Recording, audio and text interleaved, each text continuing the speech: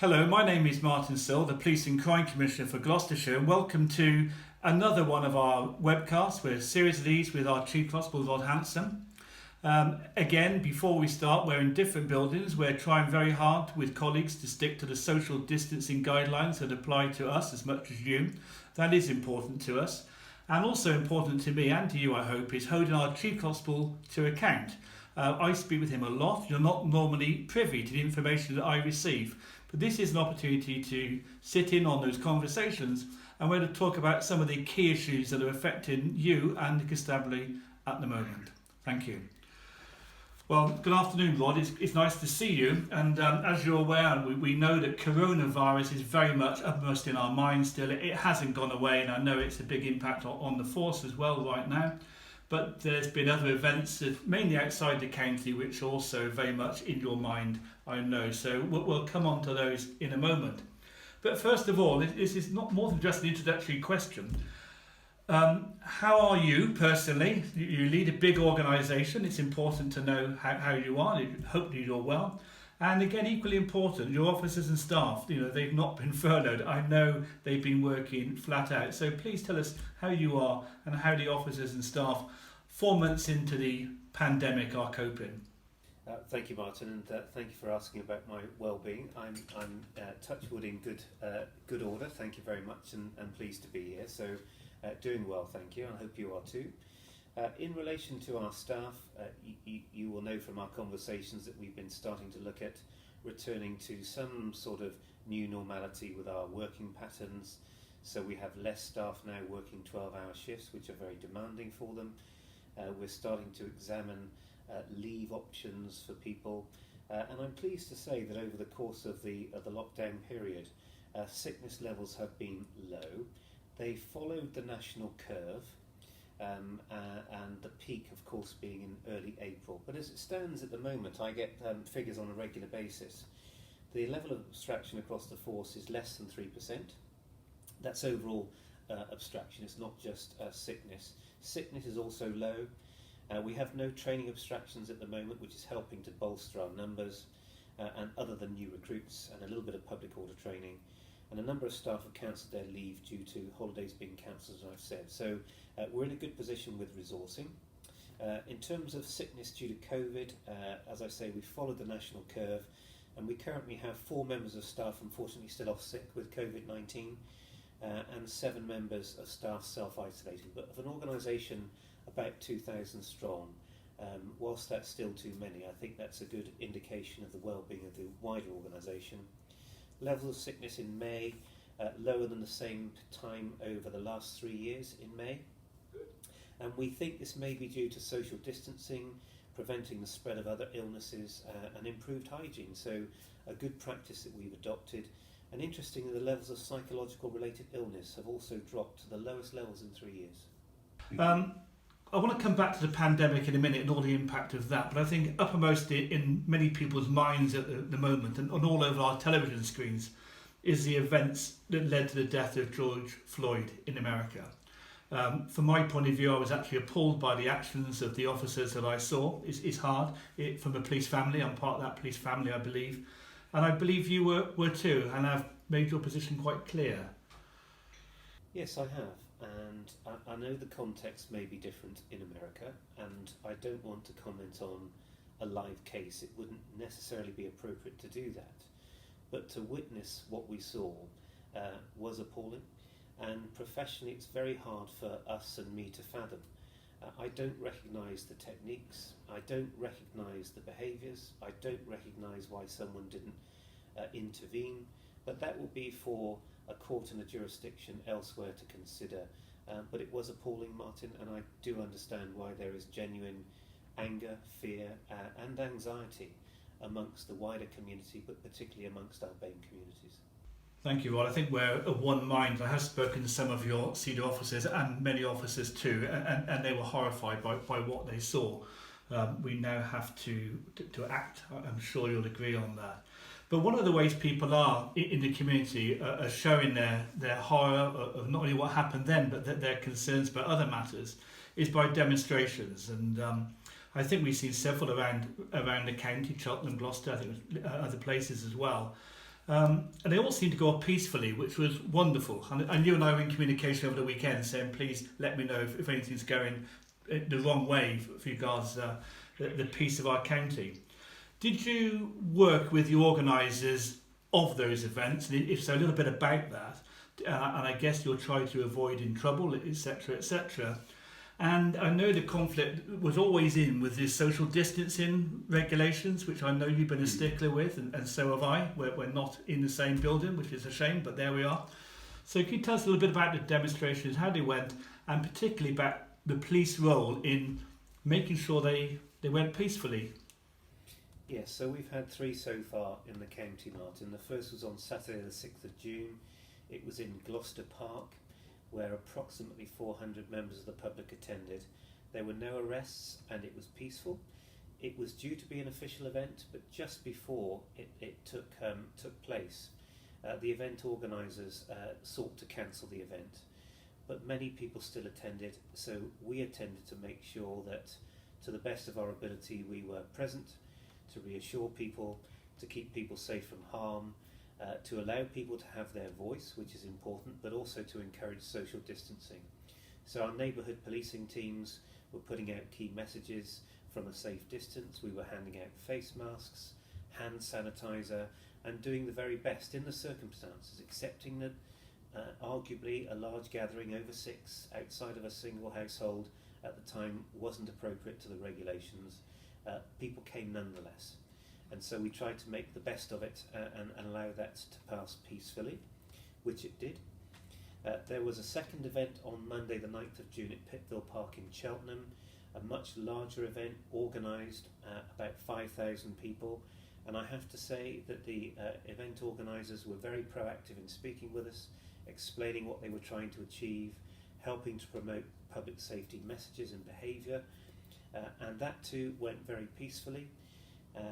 One individual was arrested for being in possession of a weapon and he was taken into police custody, but beyond that, again, it was a very peaceful event.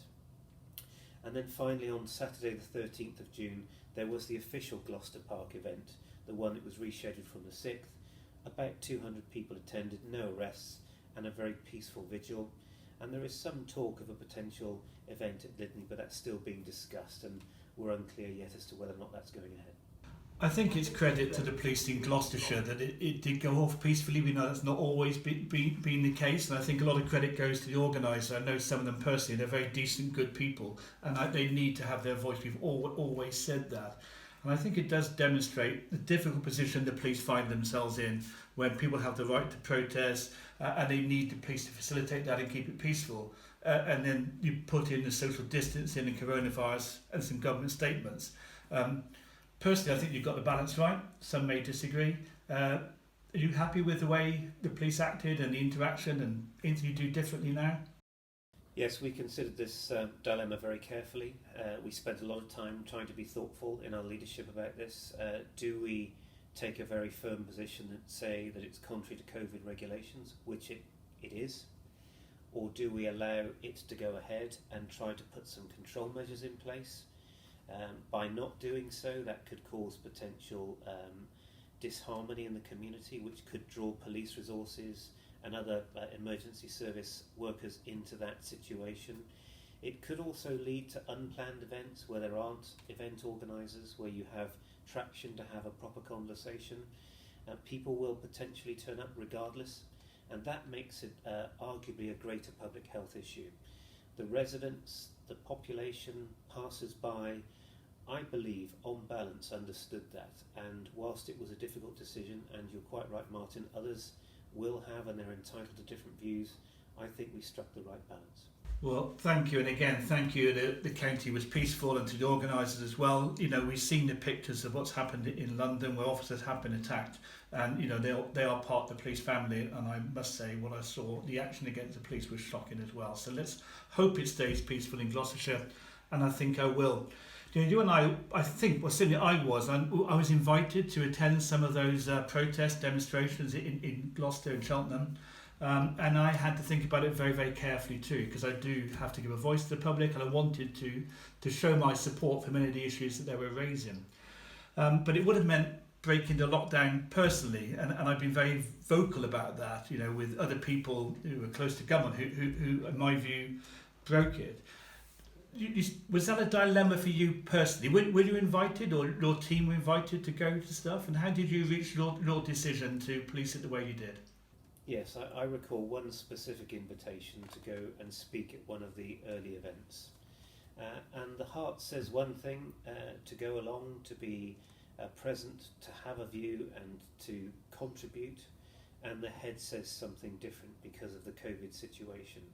And I made the decision and told those that invited me, explained to them my thinking.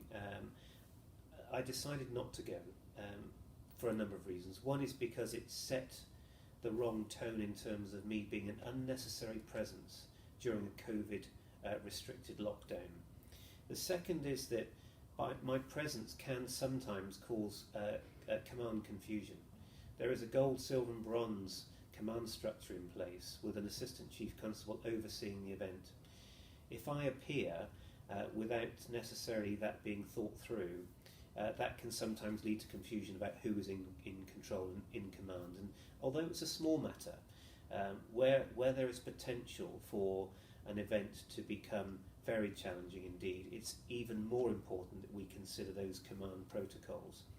I did offer to meet all of those that wanted to invite me, and I look forward to meeting them in safer times in a way that's appropriate. And we've also invited them to join our Bain Independent Advisory Group. We're looking to set up a fully independent community group, and we do need volunteers from the community, so we're promoting that, Martin. Hopefully through this webcast that will also be broadcasted to potential interested parties. A very direct question. Can the Bain community have confidence in the police in Gloucestershire? Well, I believe that the majority of our staff come to work to do a good job every day, and every day I see them demonstrate acts of courage, in a very dignified way, in a very compassionate way, and that's to keep people safe from harm, regardless of people's backgrounds, and I know that goes on. What I can't say with full confidence, Martin, is that the entire Bain community are feeling at the moment confident in us and trust us. That would be wrong to say that, but what's right to say is that we need to find out where they're at and what they're feeling, understanding the sensitivities of how we do that. And I was speaking with senior colleagues from our Better Together team yesterday, from the Police Federation and others, talking about how we can engage with those communities to find out exactly where they are in terms of their trust and confidence in us. I've talked about the independent Bain Independent Advisory Group, which I think will help act as a two-way flow of understanding between us and the communities. And I also think changes to our operating model, which are due to take place in September, where we're moving back to a more traditional geographic model, where we've got identified leaders in those locations at senior level, committed to those locations, there for a good duration of time, accountable and determined to build strong connections with our communities. So I do believe that the public should feel confident and reassured in us. There are occasions when I can understand they will not be, and that's our focus of attention going forward. We need to put that right. Thank you, Rod. And I've given a lot of thought to this, because we have been here before in my 40 years in policing. This comes up from time to time, but I guess it's with people all the time. And I'm grateful for you putting so much thought into that. And certainly, I don't believe I've got it right over the years always, and I don't suppose we'll get it right 100% now. But what I'm sensing from you is an absolute 100% commitment to act in a positive way to just get rid of racism, not only within the police, but within the community and within the country. Would that be fair to say?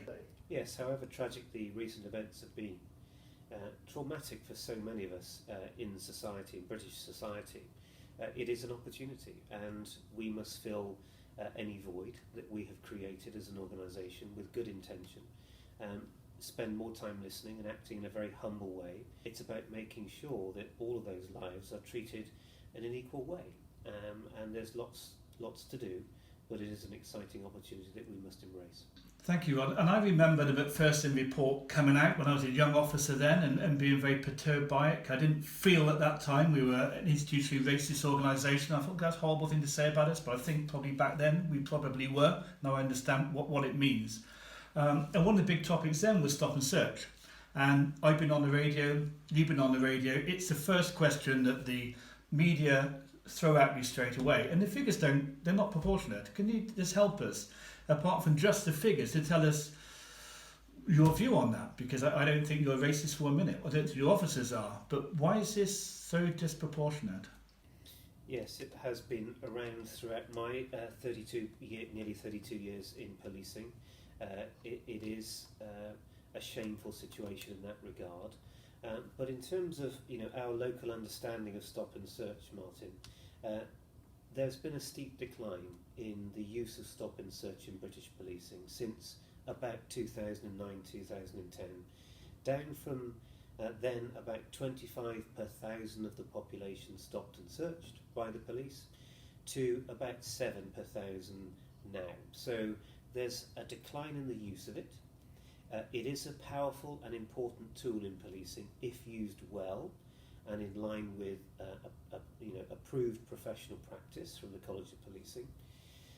There are 16 ethnic groups which can be affected in different ways by stop and search, and we need to be sensitive to each of those differences. Gloucestershire is in the lowest three forces in the country for the use of stop and search, so we aren't a heavy user of it, as well as the decline generally across policing. You will know from figures April 2019 to March 2020, we recorded 2,036 stops. That's about 5 a day. It can be less, and it will vary across the geographic location depending on how many officers are available. If, for instance, there are only 2 or 3 officers covering a large swathe of the Cotswolds, the chances of them being able to do a stop and search, let alone justifying one, is going to vary from there perhaps than central Gloucester, where there is a higher concentration of officers focusing on different crime types. Thanks. I don't think it's a binary situation.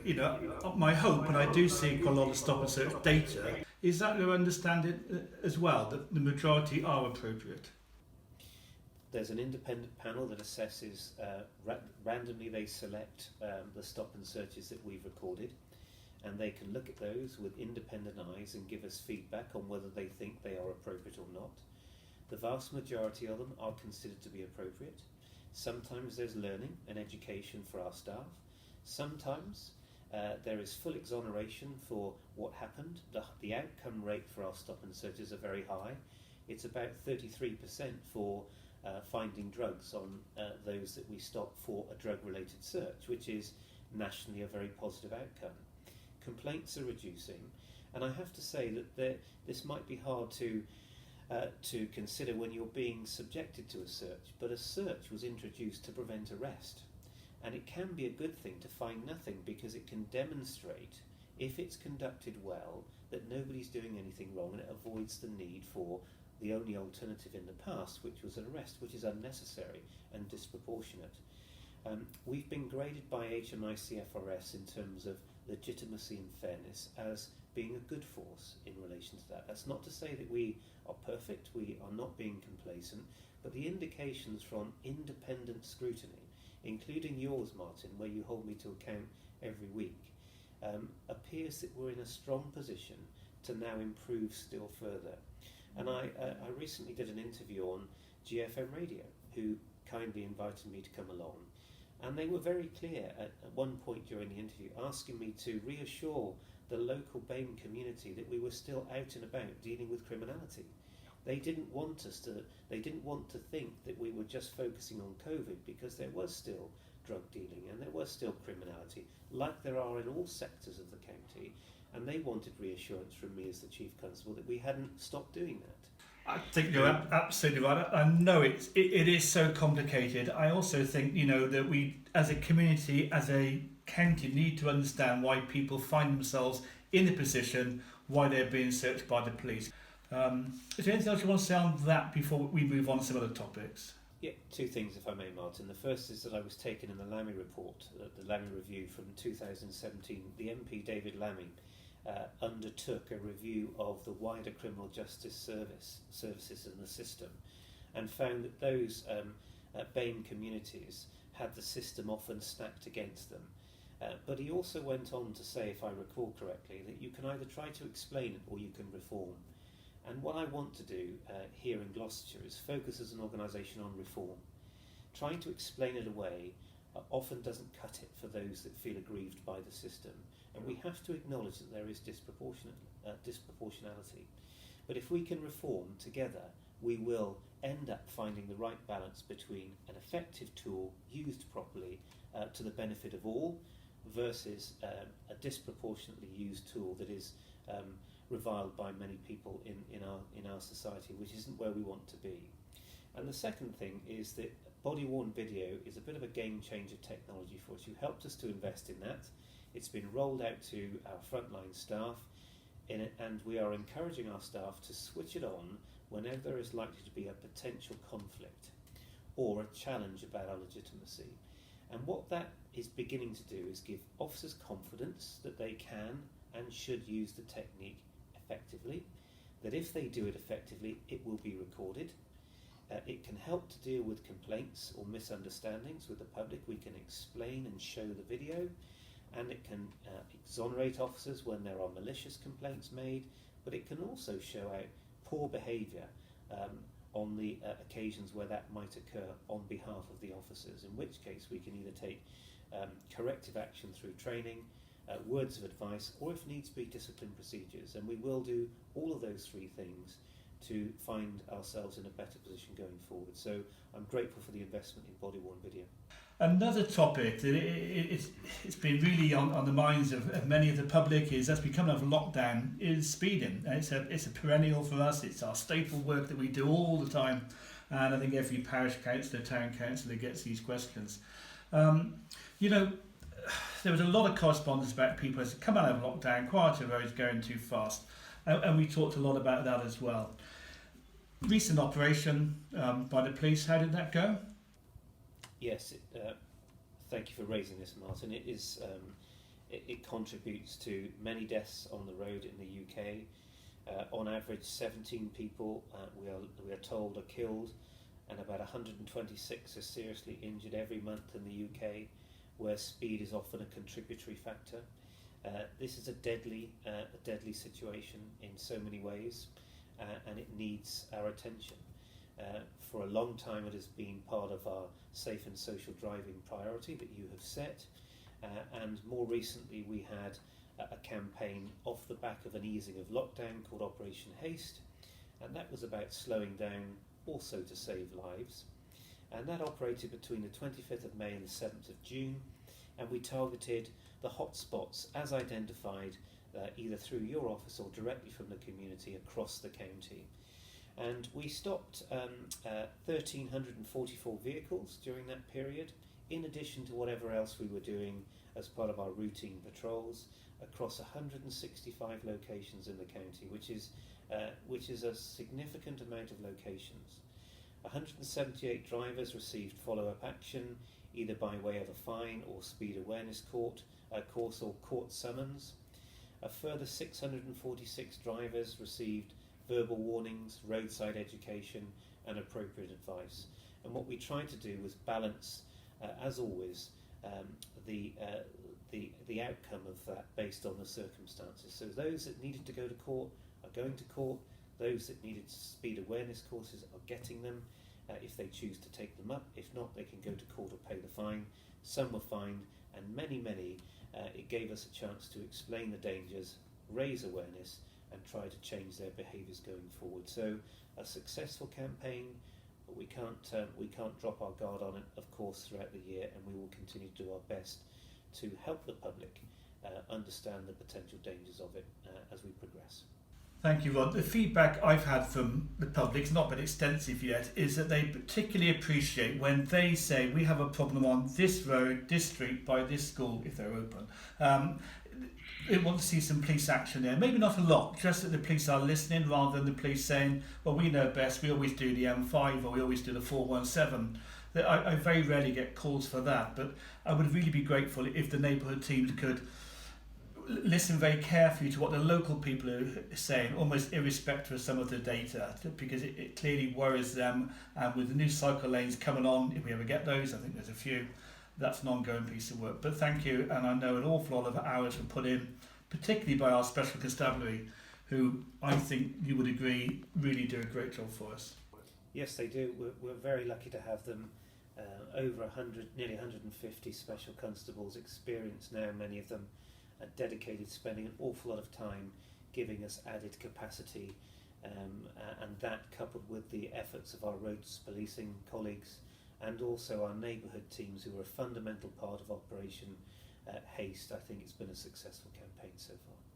Thank you, Rod. I just don't think we could do it without the special, so a big thank you to them and to you and your team as well. The next topic is one I don't think we can skimp over this. It may take some time to cover it. It's a critical issue. It's domestic abuse. Now, last time we spoke, we were in proper, real hard lockdown, and I asked you about what the situation was. And I think in summary, you said, you know, it's too early to tell, and there were some conflicting figures which hadn't been verified yet. I'm not sure exactly what you replied, but it was in that sort of vein. And now we're several months on now. Could you just tell us what the latest position that you can see in Gloucestershire is with regards to domestic abuse and what you're doing about that? Thank you, Martin. And just by way of a bit of a recap, I think it's worth doing in relation to what we're experiencing now.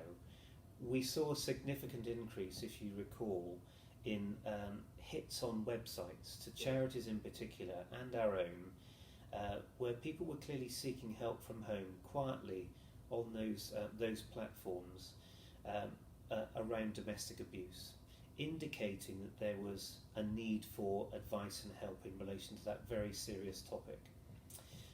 We were experiencing a significant drop in reports to the police, not unlike the rest of the country. In fact, we now know it was a drop of 62% for March 2020 compared to March 2019, which is a very significant statistical drop. We've tried to understand why that might be.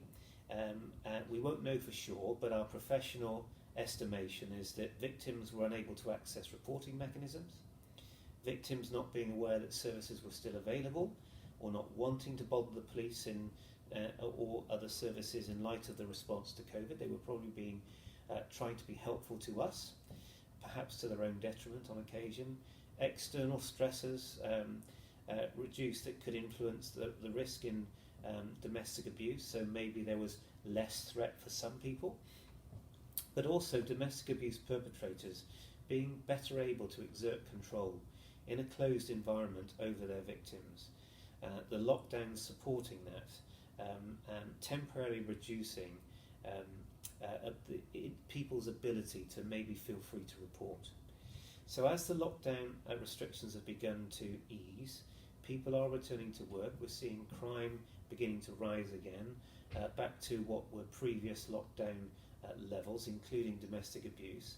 There's been a 26% increase in domestic abuse reports to us in May this year compared to May last year, so it's starting to increase again. We know from partners in GDAS, for instance, the charity that supports victims of domestic abuse, are beginning to see a steady increase in new referrals and through their help desk. And in many ways, an increase in domestic abuse should be seen as a positive. It's not positive to know that it's happening, but it's positive to know that it's being reported. Reporting of it rather than the increase. Yes, absolutely. Thank you. Just for confirming that it's not good that it's occurring. It's good that people are finding the strength and the ability to report it to us, so that we can understand the full picture and the full extent of that. So when they do report it to the police, should they have confidence? Is like the Bain community, why should they have confidence of coming to the police that that's the right thing to do and they're going to get a good service and they'll be protected? Well, I would urge them to be confident and come forward. So would The I. risks of not doing so are significant to their safety, physical and psychological safety, and possibly even their lives in some cases. So this is important to trust us and come forward. We know that please be reassured that we monitor these figures on a daily basis. We have expertise in the organisation linked to expertise in other partner agencies. There's a weekly regional conference call between domestic abuse leads to share information and trends and learning. We've commissioned a domestic abuse profile to understand it in more detail because of lockdown. We have a county domestic abuse strategic coordinator linking in with a recovery cell from the local resilience forum, and that's all part of the COVID recovery piece in the county, but it's specifically looking at the impact of crimes behind closed doors. We have all of the services available in the county that we work closely with. There's 999, there's 101, there's 55. If you can dial 999 and don't feel able to speak, you can silently dial 55, and we will treat it seriously. We will respond to the best of our ability. You can text, email, contact charities such as Crime Stoppers, Refuge, Women's Aid, and we will help people move their addresses if they need to be moved out in emergency circumstances. Ourselves or GDAS will help to arrange that. People don't need to feel like they're doing that alone. We have domestic violence protection notices that we can and do issue to perpetrators that can put prohibitions on them, so they can leave an address. They will be required to leave an address and live elsewhere. They can be required not to contact victims, and we do use those to full effect. We also provide emergency alarms, replacement phones. A range of apps are available, including Hollyguard, of the tragedy of Holly Gazard, where all that can potentially help a victim and give them reassurance that we're treating this seriously. I think what you said in quite a lot of words is, I wasn't going to cut you off because that's good information. If somebody's suffering domestic abuse, to listen to that carefully, replay it. If you're suffering domestic abuse, report it. You're pretty much guaranteed it'll be taken very seriously by the Constabulary. They're working very closely with other agencies, GDAS, others, and you really, really should report it. So that would be my message. If anybody is listening or you know somebody suffering domestic abuse, report it. Because as you said, you alluded to that not doing so can have some pretty dire consequences. Thank you, Rod. Is there anything else? Because it is such an important topic. I know that you're committed to it, and I know the officers are as well. Is there anything else you wanted to say on that before we move on to the final topic of today? Thank you, Mark. Just finally to say that we're still in lockdown, of course. We aren't back to the way we were, and we still do have a capability within the organisation geared up to deal with all vulnerable crimes that could occur behind closed doors. Society isn't fully open yet, and so please be reassured that we're not standing down what we were doing during COVID just yet. We will do that when it is safe to do so, and that includes a proactive capability to visit high-risk victims and perpetrators, to address all areas of vulnerability, not just domestic abuse, and we will really do our best to help support all those people feeling particularly vulnerable until it is safe to change our way of working, if at all.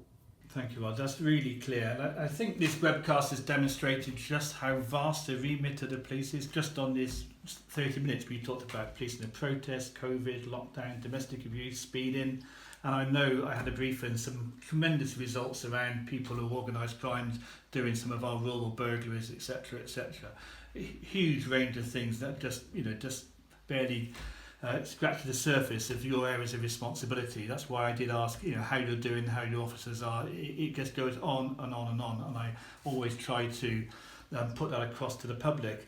But one of the areas, I know the police love these animals, and the public always seem to adore them as well, probably more than they do us personally.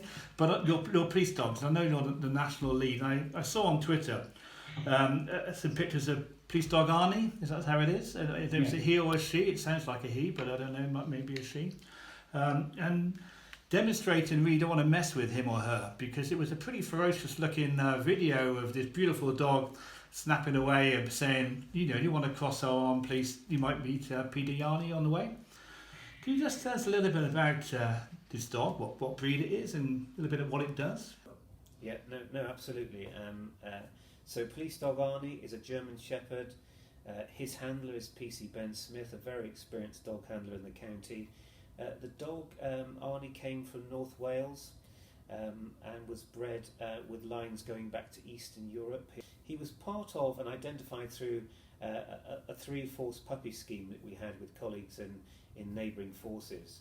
And we took him on as a puppy in August 2017, or Ben did all the hard work here, and drip-fed some of his training prior to him actually starting his initial dog course. And that normally lasts about 13 weeks to accredit a dog.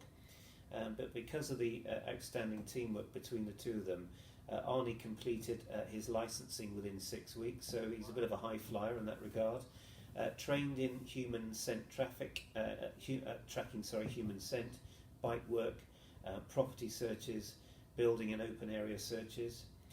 Because of his abilities, he's been identified as a potential firearms support dog, and he will soon be on a 4-week course with a date to be arranged because of COVID, but will be trained in that very expert area of capability.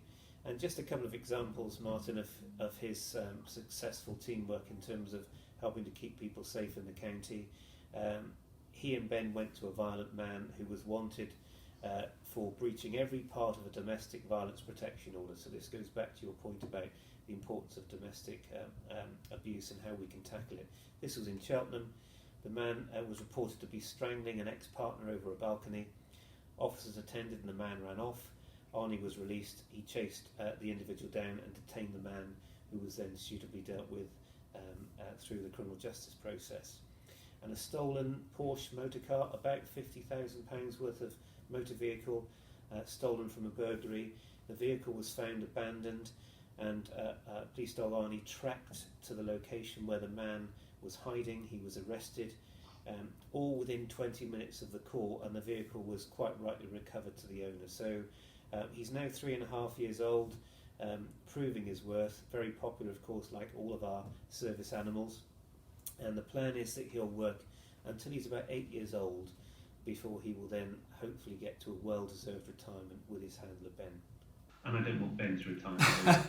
Well, no, it's a nice way to end. You know that within my police and crime plan, a compassionate approach to all the animal kingdom is important. I think it's quite a good thing about being British. We care about our animals. I know you care about the service animals, who again put themselves in harm's way. They are sometimes a target as well. So thank you very much. It's a lovely looking dog. I'm not going to mess with him unless he's got his handler. He's on a lead, but thank you for that. It's been great to talk to you. There's lots more we could talk about, but thank you very much. Thank you very much, Rod, and I hope the public have found that to be a useful webcast. If you did, as always, you can watch the recording again on our website and on our social media channels. But thank you for watching, and keep safe. Thank you.